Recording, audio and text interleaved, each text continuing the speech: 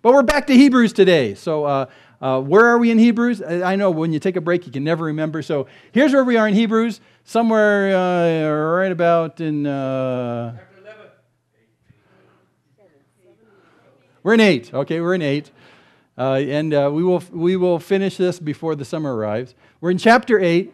And again, to help us get through Hebrew, it's such an incredibly rich thing. We have already learned such mind-bending new stuff about the fact that Jesus has come as a new kind of a priest. And to a Jewish mindset, they're thinking, what do you mean a new kind of priest? There's only the priests that serve in the temple with, they're related to Aaron by bloodline. And what do you mean a new kind of priest? Well, a new kind of priest like that crazy guy back in Genesis, Melchizedek. And so we see how he's a new kind of a priest. Today, he's going to take that thought and go farther, because if you think that's a mind blower, wait until you realize what that means in terms of God's plan for us, okay? So we're going to start with this picture right here. Does anyone know what year that car is? 32, 35? It's out there. It's 30s. I think it's 30s, right? It's a what? 32 5-window coupe made by who? Ford. Oh, okay, I'll go for that. I want to build a hot rod out of it. That's why I haven't got a clue. So. I was looking at Gary. Gary, I guess if it's not a VW, we don't know? We don't know. Yeah, okay. 33 or 34. Oh, okay.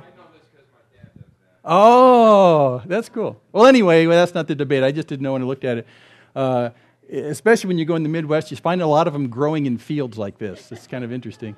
The reason I put this picture in front of you is because the very last verse of chapter 8 today, where we're going to be at the end of today, he says an astonishing thing. And here's what he says. Hebrews 8:13.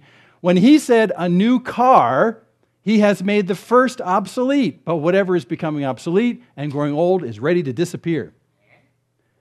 Okay, he didn't say a new car, okay?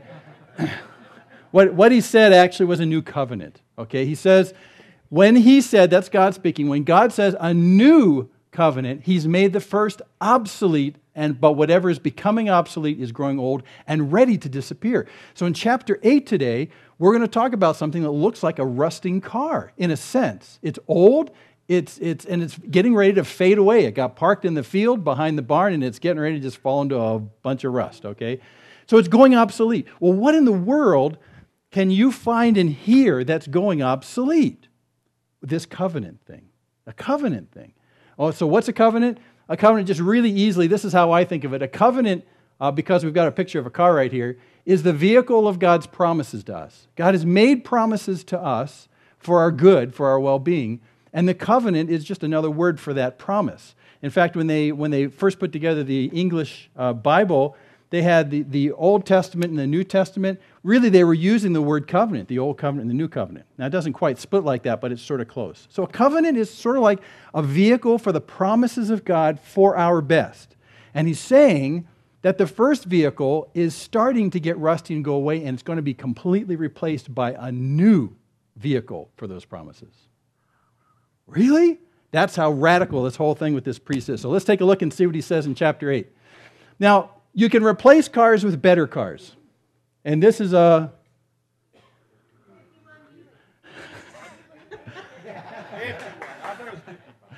If you're a cheater, it's written right down there. Yeah. So we have a mid-30s Ford, if it's going to be replaced by a newer one, we could put a 51 Buick there, I guess, which has a great beauty to it. That would work. But that's not what I would replace that aging car. You could replace that aging car with another vehicle. Let's say like a 2008 Honda Civic. That would be a better replacement for an old and aging, rusting, bunch of bolts in the backyard. Or you could use, and this is my personal favorite, in fact. There you go. Yeah. Jump from a 1935 Ford to a Ferrari. That's what I would do. So that, I'm kind of contrasting how old and new can be. You have old and you have extremely new and improved and really different. But what he's going to try and tell us in chapter 8 is that we're not talking about something that's just newer in age.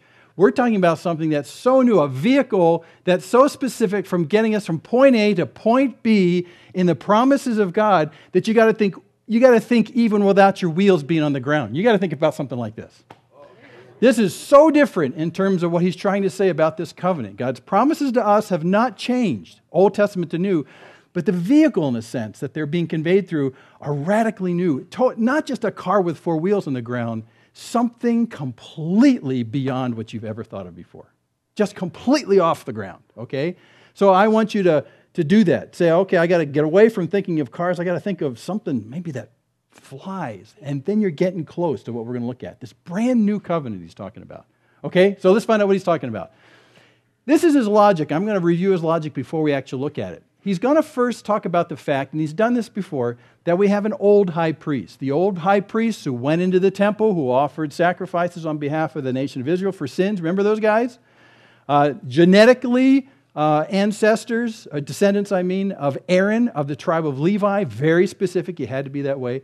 But he said in the last chapter or two, he says, but there's a new priest that's come in. So this new priest has come in, this new high priest, and that new high priest, according to the order of Melchizedek, is Jesus. Yeshua, the Jewish name for him. So this guy is new in every way. And in the last chapter, he battled around. He says, I know you're thinking as a Jew, as you're thinking like a Jew. This doesn't make sense. You can't be a priest unless you're related to Aaron and of the tribe of Levi.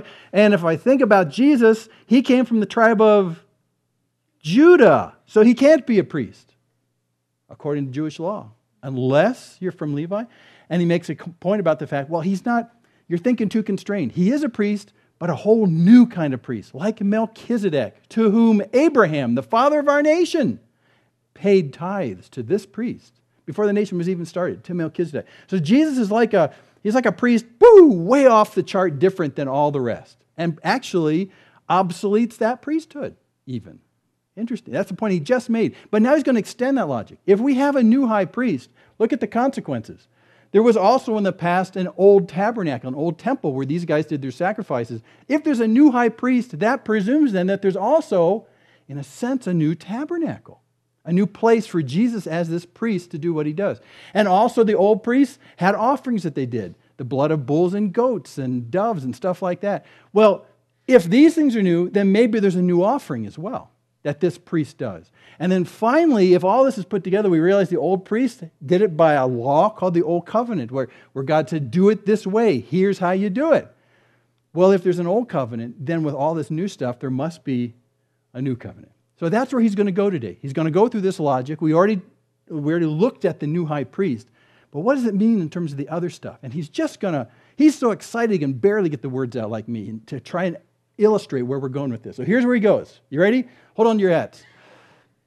It's like he says, these things, which are the new ones, are the real things. And what the Jews have been doing with the Aaronic priesthood and the temple and stuff like is like a shadow. So all that stuff we just talked about is really just a weak shadow of the real things. The reality of the real priest is Jesus.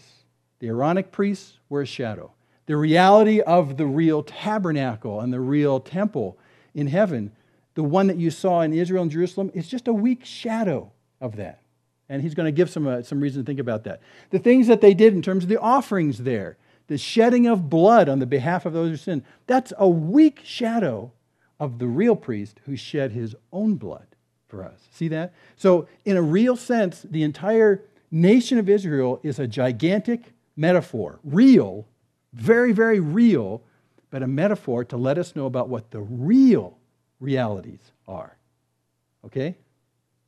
This is cool. This is why you got to get your feet off the ground and get something that flies, because it's just totally different. So here he goes. He's going to launch into that argument. Verse 1 of chapter 8. Now, the main point of what has been said is this. And I like when he starts off with that. Very few places in the Bible do you read, he says, okay, the main point is this. You go, oh, cool, I can forget about that and just read this. Main point is this. Here he goes. We have such a high priest who has taken his seat at the right hand of the throne of the majesty in the heavens. There's the priest part right there. We have such a high priest, this is Jesus, who has taken his seat not in the temple, but at the right hand of the throne of the majesty in the heavens, a minister in the sanctuary and in the true tabernacle. Okay, there's a different place which the Lord pitched, not man. For every high priest is appointed to offer both gifts and sacrifices, so it's necessary that this high priest, Jesus, also have something to offer. So right here, he's put it all together. He says, Jesus is this new high priest. He's not doing his offerings in the temple in Jerusalem. He's doing them in some kind of holy place in heaven, which is the real place, where the Jerusalem temple is just a shadow of it. And he's also offering on our behalf real offerings for us. Now, the writer of Hebrews has already said once, he said, listen, if the old priests in Jerusalem go into that stone temple, if they could, through the giving of sacrifices year after year after year, blood and gold, if that would actually take care of our sin, then there wouldn't be any reason to keep doing it over and over and over. But he says, this high priest offers himself once for all, having made perfect all those who believe. Whew, in a real temple. So see, he's really shifting our view away that there's something more real going on in the heavenlies for our benefit, that the nation of Israel and the Old Covenant was meant as kind of a good vehicle, but now a rusting vehicle to communicate. Okay? And now he'll go on. He'll say in verse 4, here's the old side. Remember now, this is Jesus, if Jesus were on earth, he would not be a priest at all. Do you remember why? I just told you. Wrong genealogy. Doesn't fit. Okay? He couldn't be a priest at all, since there are those who offer the gifts according to the law. That's the Aaronic priests. Who serve a copy and a shadow of the heavenly things. Oh my gosh. There's the law, the Old Covenant, and there's that shadow we just talked about. They serve a copy and a shadow of the heavenly things, just as Moses was warned by God when he was about to erect the tabernacle. For see, God says, that you make all things according to the pattern which was shown you on the mountain. So he's saying when he told Moses, make this tabernacle, that was the portable temple, by the way. That was the tent temple. He said, when you do this, do it exactly like this. And the point of the writer here is saying, he told that to Moses because he wanted the thing that Moses built to be a shadow of the real thing. So build it in a particular way which will teach you something about the real reality. Okay? So he's saying that's what's going on. They serve as a copy and a shadow of the heavenly things, just as Moses has warned, and according to an old law. So he's bringing up the whole idea. We have a new priest who ministers in a new place. It's not really new, but in our thinking it's new. We're just getting that. He ministers in a new place, a new offering, the sacrifice of himself, for the purposes of us, to benefit us, to bless us, okay? And everything that you knew, everything as Jews that you ever knew about temple service and all that went on there in Jerusalem, that was okay, but it was just a picture of the real thing that's going on your behalf. Now, you'd walk up to a Jew during Jesus' time, and you'd say, gosh, look at this temple area. Look at this big, huge, broad area where millions of people meet, and this temple that's right in the center of it. And you've got your outer court and your inner court, and you've got your Holy of Holies, and you have the smoke and the fire coming up from the burning altar in front, and you got all this really cool stuff. A Jew would say, isn't that impressive? Isn't that incredible? Isn't that neat what God has instituted for us? And the writer of Hebrews would say, yeah, it's a picture. It's a picture of a more important thing that you're missing. Let me give you one example. When the Israelites left Egypt, when God brought them out of the slavery in Egypt, what is that a metaphor for in our Christian lives? Leaving the world in the captivity of sin. And God does that for us. Now, I would maintain that God did that for the nation of Israel specifically as a teaching tool to let us know that we're captive and we need freeing and we are powerless to do it. Jesus even said to some Jews, I think it was in John, go check on me, 8 I think it is. He says, listen, if you sin, you're a slave to sin. If you sin, you're a slave to Egypt, in a sense, is what they're hearing. So the whole nation of Israel's history, including what goes on in the temple, is meant to give us a clue of the bigger, truer reality that has always been there for our benefit. Okay? Some of the Jews during the time of the heyday of Jews back there would look at the temple, they'd understand. They'd understand there's a bigger reality going on.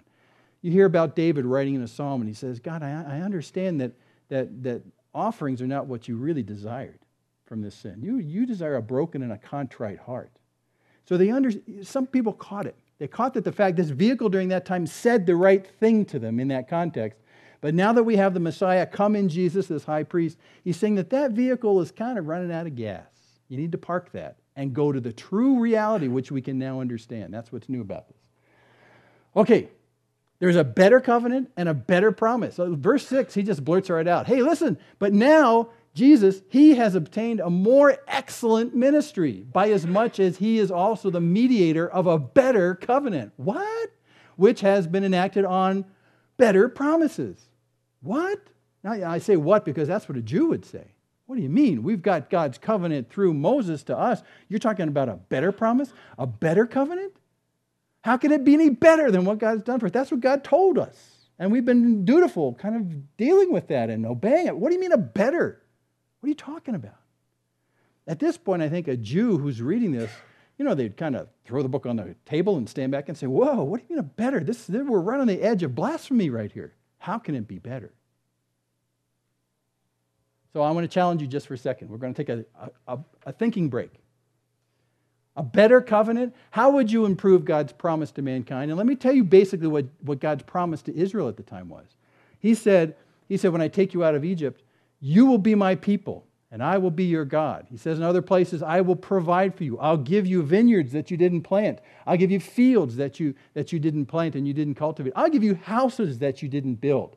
I will put a hedge of protection around you as the nation of Israel, and your enemies all about you will not be able to come in as long as I'm holding that hedge. I will completely protect you. I will keep the pestilence away from you. The locusts will start in Iraq, and they'll come your way, and they'll get to the nation of Israel, and they'll go, and they'll go the other way.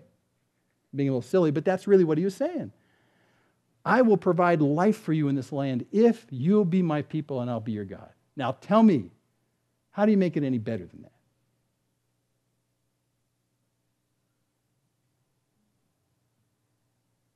Well, the second part was they had to obey. They had to obey. They had to put their trust in him. They had to live their part. They had to continue to come in expectation that God will provide. That's the part about if you'll be my people, I'll be your God. That's that connection right there. But I mean, in terms of the circumstance of life, in terms of what brings life to you, the writer of Hebrews is saying there's a whole lot more than that. It's a lot more than that. Some of the people in Israel caught it during the vehicle of that time. But I got to let you know, he's saying there's so much more in the covenant than just having a nice place to lay your head at night, having your food provided for you, having all your enemies kept away from you. I've been talking in the Sunday school about the fact that, I might have mentioned this last week, I ran across a quote of Francis Schaeffer. Did I say that right? I just had a mind block. But anyway, he said in one of his books that the Christian church, many times in these days, thinks that God exists in order to provide us personal peace and affluence. And that's just not true. It's not true. But this covenant, in terms of what it looks like for the nation of Israel, looks like just that. It looks like personal peace and affluence. Plenty of food, good crops, lots of rain for your crops, no bad guys coming in. And yet there was so much more. So much more, in fact, it's riddled all through the Old Testament. Deuteronomy 6. Hear, O Israel, the Lord your God is one. Got to love the Lord your God with all your heart, all your soul, all your strength. So really the issue isn't the bennies of what God's going to give us in the land. The benefit of being in the land is being with God and to love him with all your heart. The relationship. That's the better he's going to right here. So let's take a look. New and improved. By the way, I stick down on it because when you go to a product in the store and it says new and improved on it, is it really brand new? No, it's usually it's what it always has been, but some else, right? That's really the intention behind the literal word for new in New Covenant. It's not like we completely trash everything that's gone before. We're basically taking what it always has been and just and making it better known what's really there. That it's really much better. So it's like renewed or refreshed or remixed. It's kind of like that, but it's that plus, okay? It's not just starting from scratch. Okay, so here we go. Listen to what he says. He's going to tell us what is so better about the new covenant. Verse 7.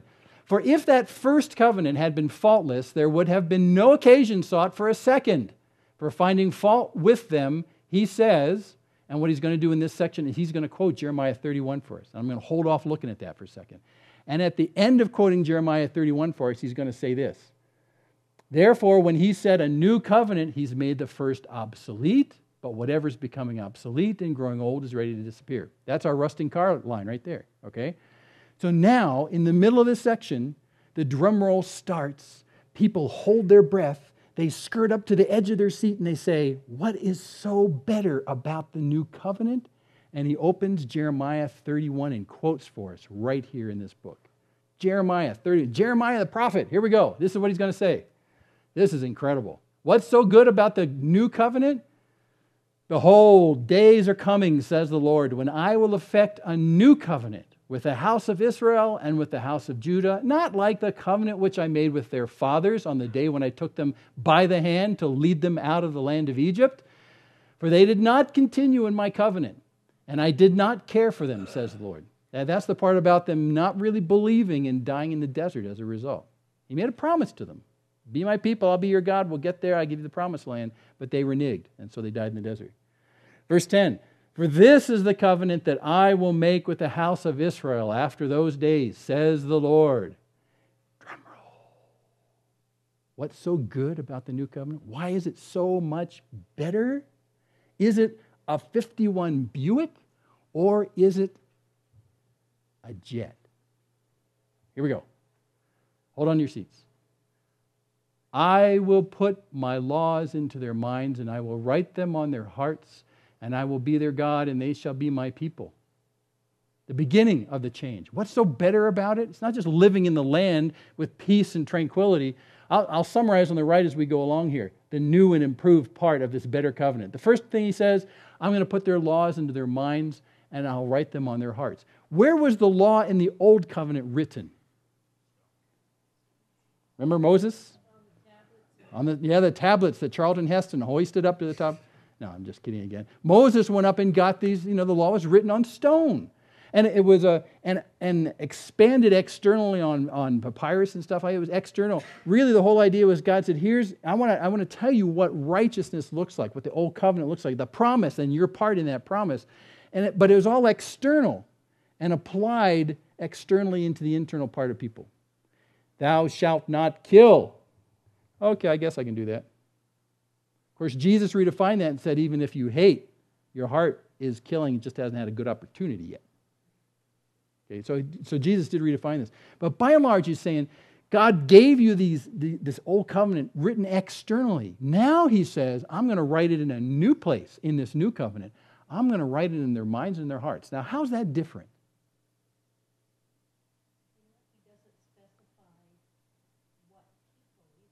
Doesn't specify what people. That's right.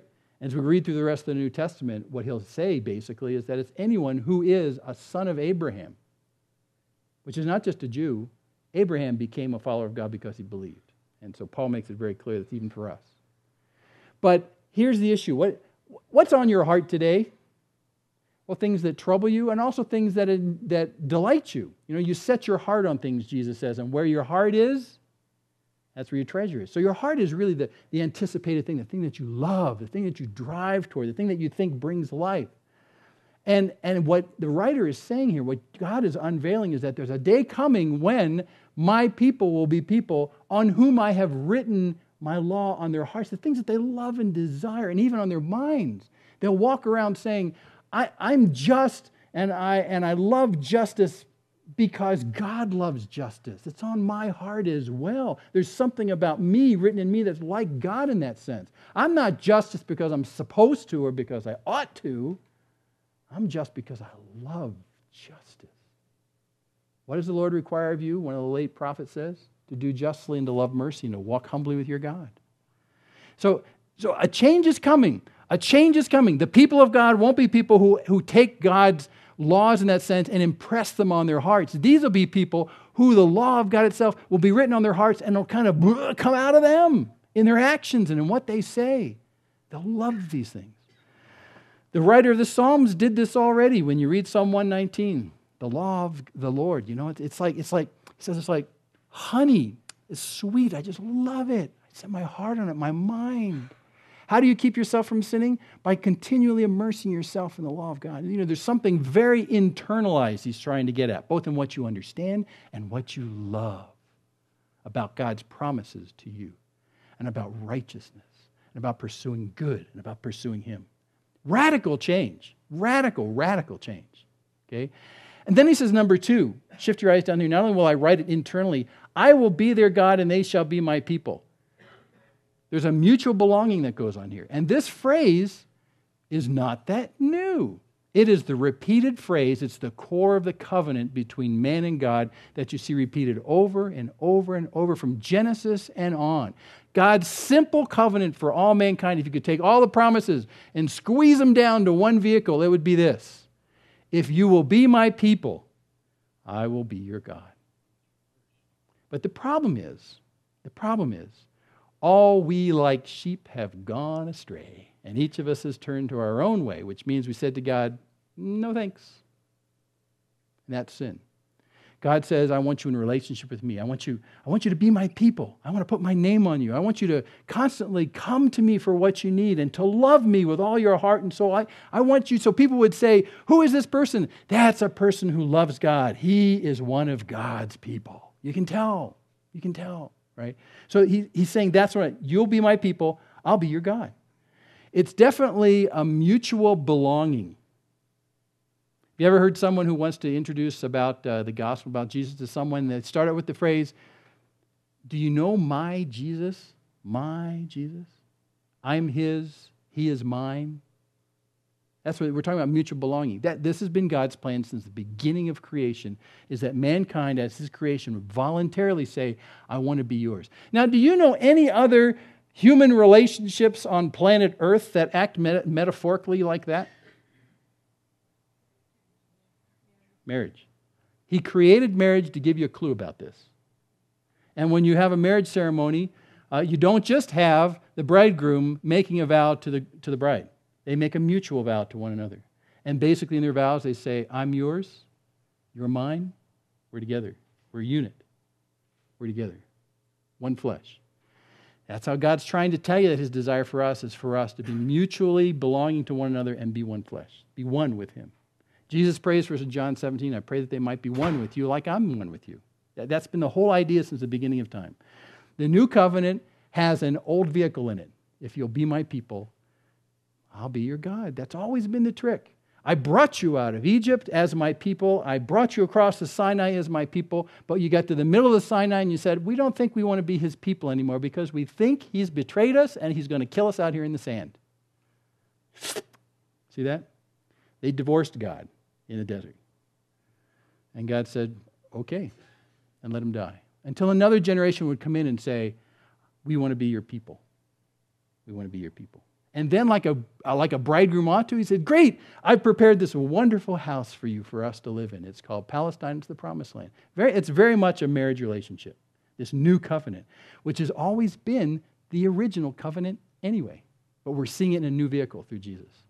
Okay, he goes on. This is just the beginning of this new covenant that's better. Verse 11, and they shall not teach everyone his fellow citizen and everyone his brother, saying, know the Lord, for all will know me, from the least to the greatest of them. Oh, I got to stop right there. We won't be going around telling each other you need to know the Lord. Why? You could just say, it's okay. I know him. What? Everyone. Now, this is, again, we're skirting on the edge of Judaic heresy. Because how can you know God? It said in the Old Testament that if you even come into the presence of God, you're toast. Like Bob's lightning bolt. You cannot be in the presence of God and live because you are sinful, because you're not righteous, because God is holy and separate apart, and you're standing there in your kind of rambunctious, rebellious, self-centered sin about me, me, me, me, me. God says, forget this. There's only one me in the universe, and it's God. You're toast. I am. See? How can you know God? This is a radical concept for a Jewish mind. I can't know God. The only person who can get close to God is the high priest who once a year goes through the various levels of the outer temple to the inner temple and pass the veil into the Holy of Holies. And then he can be in the presence of God. And even then, he's not going to have much conversation to know God. is get things done and get out of there because you're in the presence of God. How can you know God? When we come into his presence, we're toast. And only the high priest who has a special calling, I just don't get it. But he says, this is what's new. I'll write your law in your hearts. You'll be my people. I'll be your God. And you'll know me. Now, from where you sit right here as a Christian in the 21st century, you say, well, yeah, we know about that. The whole New Testament is all about knowing God. But for a Jewish mindset, this is radical. A new covenant where everyone, not just the high priests, but even the lowly people who sweep the stones in front of the temple, they can know God too? Yeah. You mean even the beggarly people who sit on the streets, dirty with flies buzzing around their face, begging for food, they can know God? Yeah. You mean even the prostitutes in the red light district of Jerusalem can know God? Yeah. He says, the least. You mean even children? Yeah. You mean even tax gatherers? Pooh! Sorry, Phyllis. Didn't mean it. No, really, the tax gatherers who were the nasty people who sold out their relatives and their friends to make personal gain. And Phyllis doesn't do that. We thank you for what you do for our country. But even the nastiest of the nasty of the nasties, you mean they can know God? Yeah. And see, that was what was so radical about Jesus' message when he walked in the earth. He paid attention to the lowliest and gave them an understanding of God because Jesus was the perfect reflection of God himself and spoke to him face to face. Wow. So we won't go around telling each other know God because we will know God. We will all have equal access to our Creator. Now that's just a totally radical problem. The problem is, even though if we all did have access, since we're all going to be toast, how do we fix the toast problem? The next point. For I will be merciful to their iniquities, and I will remember their sins no more. That's how we can know God. Because there will be a forgiveness unprecedented in the scale of history. Somehow, God will not count your sins against you, even though you are sinful. And the Bible is very clear about that. There's just no question you are sinful. But somehow, that sin will not be counted against you and keep you out of the context of knowing God. How is that possible, a Jew would say? When I sin even in the most minor ways, even unknowingly, I have to bring a calf or I have to bring a lamb or I got to bring something. How can I be so good that in the presence of my sins, I can still come before God? And as people who read the New Testament, you all know. Because just like John the Baptist, when he sees Jesus come to him at the beginning of his ministry, he says, "Behold, the Lamb of God dies on our behalf." The new kind of a priest who not only offers the blood of bulls and goats, but offers his own blood once for all, the just for the unjust, that we might now come into the presence of God and know him because he's forgiven us. That payment has been imputed to us as righteousness, even though we're still dirty. He looks at us and he says, I see the righteousness of Jesus in you. Now, it's not automatic. It's not automatic. And in other places in the Bible we can look at, it's not something that just happens wholesale for all mankind. It's offered wholesale for mankind, the least and the greatest. The issue is, as Jesus says, is you got to believe in who I am and what I'm doing. You got to actually take that on as your payment and stop trying to pay for it yourself because you'll never be able to. And we just don't have the time to go into that. But Jesus made it very clear to Nicodemus, God so loved the world that he gave his only son, that whoever believes in him, understands who he is as the Lamb of God and embraces that, won't perish, but find everlasting life. Believe, believe, believe in who Jesus is as the Lamb of God, as the high priest who paid on your behalf. Oh gosh, there's so much we could talk about on that, but that's the key. So here's the New Testament. He's going to write the laws in our minds and hearts. We're going to love the law of God. We're going to love righteousness. We're going to love goodness. Not stuff that we're just supposed to do and we ought to do, but stuff that we just genuinely from the inside out love to do.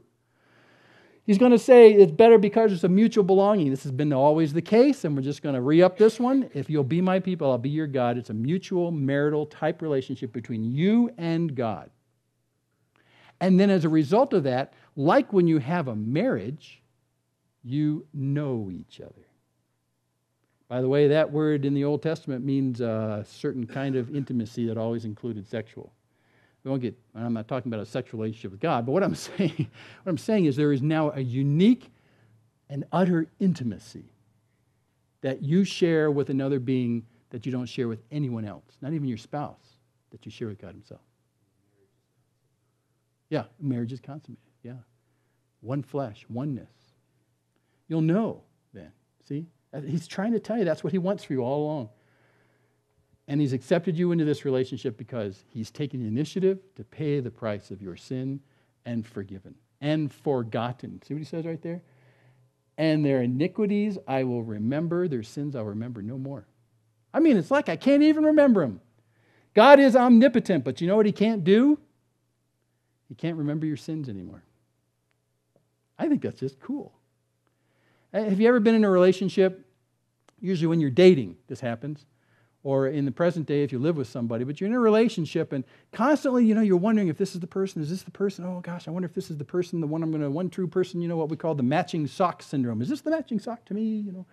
And you're constantly evaluating, and you're always very self-conscious about the fact that someday the part of the inside you that you've been trying to keep as the inside you might become the outside you, and this person will go, oh, I don't want you. Right? You can relate. I hear nervous laughter around here. And so it's always a struggle to keep this stuff in because when they find out the real me, there's no way in the world they would ever love me. Right? That's why I always recommend against living together. You're constantly in this struggle to keep who you are suppressed. Can't have real intimacy that way. So you're always worrying about the fact you're going to blow the whole deal because you're going to reveal parts about you that you don't want anyone to know. But God says, I know everything about you. And I've forgotten it. You see why that's such a great recipe for intimacy? I can come to God on any basis. And I say, God, I have been a jerk this week. He says, yeah, I know. I saw every single stinking ugly bit of it. You're going, oh, are you going to kind of stop loving me? No, because you asked my forgiveness. I paid the price for that. And you know what? I've forgotten about it. What ugliness are we talking about? God, how can you love me like that? See, it's a recipe for intimacy. To be so forthcoming about the true nature of who you are and still he loves you. This is the new covenant. This is why this is so much better than just a promise of going into the promised land, keeping out all the bad guys, water for your crops, celebration stuff. It's much, much better than that. We're talking about intimacy, mutual belonging with the God of the universe. This is the best news in the world. The Jews sort of caught it. Some of them sort of caught it. But now with the coming of Jesus, the new real high priest in the heavenly temple and all that kind of stuff, now it's in spades. There's no way you can miss it. There's just no way you can miss it. We're just out. That's what's the new part of this. That's why this is like a jet instead of a 51 Buick. This is just completely brand new, wheels off the ground. You can't believe how real the offer is from God to you in order to be having this mutual belonging and this intimate relationship with you. You just can't imagine. It's been broadcast worldwide through the coming of Jesus, through the death of Jesus, and the resurrection of Jesus. God wants to know you. He wants you to have an intimate relationship with you. You are made for relationship with this God. And yet we're all jerks because we sin. He's taking care of that problem as well. If you'll accept it, if you believe what the plan he's got together, if you buy into this, if you go with this. And it's as though, like Francis Chan said in one video I saw a while back, it's as though in this marriage relationship with God, that's the metaphor is marriage, it's as though God comes and kneels down before his bride, mankind, with a ring and says, will you be mine? And part of mankind says, yeah, I've been waiting for you a long time. And part of mankind says, forget it. When you say, have you been born again? Do you have new life? Do you have eternal life? It's accepting that ring as God kneels in front of you. Saying, yeah, I want you and you alone for the rest of my existence. Yes. And it's as simple as that. It's as simple as accepting his offer for that. Realizing that you're sinful, you don't deserve it, you can't earn this position with him, there's no way you can pay for your shortcomings. You say, God, I want you more than anything else. And now I understand that you've taken care of the problems with me participating in that. I'm yours. Everyone who followed Jesus during that first century said, I have him and him alone, and he's enough for me. And that's what a real Christian is someone who makes that same relationship agreement with God. I want you and you alone. Scott and I were listening to some audio interviews this week of a guy named Grant Palmer who lives down in Sandy. I love Grant Palmer. He's a LDS. He worked for the church. He's now retired for over 30 years, writing curriculum in the CES. He wrote curriculum for the seminaries and for the Institute. His responsibility was to teach the LDS community through what he wrote about God. And his specialty was the New Testament. Now Grant Palmer has come full circle in a sense. Well, not full circle. He's come to a new covenant understanding. He says, you know what? Late in life now I'm realizing that what I've really wanted throughout my entire experience in the LDS church was Jesus. I wanted more of Jesus. I've read the New Testament and the Gospels, and Jesus, it's all about Jesus. Not because we're supposed to, but because, in a sense, I can't get enough of him, Jesus. If I had one wish for the church, he said, and I'm summarizing it poorly, but he says, if I had one wish for the church, for the LDS church, it would be this, that somehow they put Jesus in the center of everything they do so that we can see him, we can enjoy him, we can follow him. And he says, what I read in the New Testament is that the whole deal is this. I follow Jesus, and he leads me to this eternal city in Revelation with God where God's in our presence and we love him and he loves us. So if it's all about following Jesus, why do I need all that other stuff? Tremendously warm. Every time I listen to Grant Palmer, I start to cry and think this man is a man who's clearly running after Jesus as fast as he can and tripping over stuff that his church puts in his way. And it frustrates him. And pray for him. I'm not sure he's a believer, but boy, you know, he's got a hunger and a thirst that's being slowly taken care of through his knowledge of Jesus. Great stuff. Anyway, we got to close this thing up here. So here it is. When he said a new covenant, he's made the first obsolete. Whatever's becoming obsolete and growing old is ready to disappear. And so the new covenant idea, which he'll actually expand on for the next several chapters, is this radical Jeremiah 31 prediction. A time is coming where everything will be different, that your mutual belonging to God, your sense about the fact of what's good and bad and what you love about what's good and bad with God will be written on your mind and on your heart. This whole idea, number 3, that you'll know God. You'll actually know God, intimacy with God. Wow. That's exactly what we were talking about at the beginning. That's the airplane and not the old rusty car. That's what's radical. Now, the interesting thing is, the new covenant, as revealed right here, is all through the Old Testament. It's not like God has been trying to cover this up, but it's the fact that the Jews didn't largely catch it. And so with the coming of Jesus, we're going to blast it to a much bigger mode of transportation that takes you into the presence of God. Okay? No more 35 Fords. We're talking about Lear jets. That's Jesus, the new high priest, in the real temple, offering offerings for you on your behalf, that you might come into fellowship with God himself. That is not a rusty car. That's flying. Okay? Chapter 9, chapter 10, chapter 11. He'll broaden this out. If you want to sneak forward and read it, go ahead, because I can't wait to do it myself. New covenant. By the way, one P.S. Luke 22, where you have the account of Jesus in the Last Supper, 22, 20, 21, somewhere around there. Jesus says that radical statement. This is my blood, which is the new covenant for you. This one right here. The real priest who died for you to bring you into relationship with God. Whew. Okay, let's pray. Father, what an incredible truth you unveiled to us. And Lord, I don't think my heart has half grasped it yet. And yet I read this over and over, and something inside me just leaps with excitement about the fact that your plan throughout all history has been to bring us into your presence, to delight us in who you are, to be to be intimate with you in ways we're not intimate with anyone else, to love you with all our hearts. But you're our creator, and we're your creation. That should be impossible in a sense, but it's not. You've made us to be with you.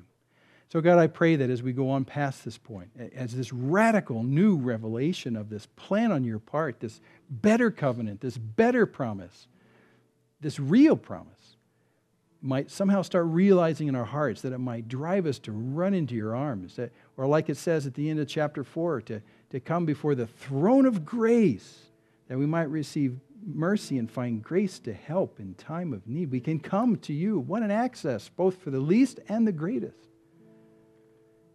And God, that you might just electrify our hearts with the promise of coming to know you in intimacy.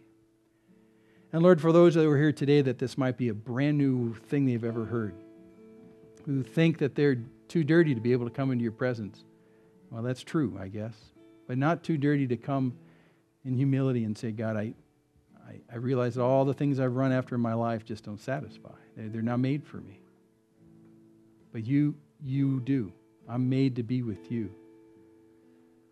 Lord, I pray that you would work in their hearts today through your Spirit. Give them an understanding of the fact that there's nothing they can do to redeem themselves, to make themselves more worthy than they are right now through any kind of good actions or a balance of righteousness over sinfulness, that we're all just terribly tainted. But God, that you would impress upon these hearts that you died on their behalf to take care of that problem. And then with arms wide open, you welcome them into your presence for the beginning of this relationship of all time of knowing you and you alone. God, call us to yourself. Delight us with yourself as we set our desires on you and you alone. There's just too much to thank you for, God, so I just say thanks. What a plan. What a Savior. What a priest. What a Lamb of God for us. So thank you in Jesus' precious name. Amen. Let's stand.